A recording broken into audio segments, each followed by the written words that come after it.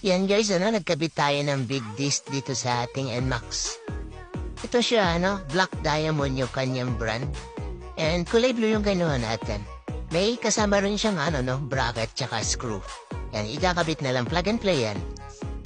Yan, ikabit na natin, guys, gumamit ako ng jack yan para mataas. Hindi ko na tinanggal yung fender eh. So ito, tanggalin na natin yung ating sensor. Pati yung disc brake, yan, ingatan lang natin, Yan. Yun, ilagay na natin itong, bagong disc. 260mm yan, Big disc, floating, yan. Ito guys, bumili nga pala ako ng silver na, bagong sensor, yan. Hang yung kanyang brand, then kabit natin.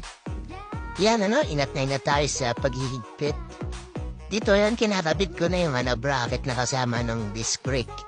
Higpitan lang natin lahat, kasi sa yan, brake yan, Tapos yan, balik na natin yung gulong. So, ito na yung huling screw, sa axle, kinakabit ko na dyan. Yun. Grabing ganda, disc brake pa lang, ulam na. Yan guys, gusto nyo rin ang ganitong disc brake. Wala siya sa, yellow basket, i-chat nyo lang ako,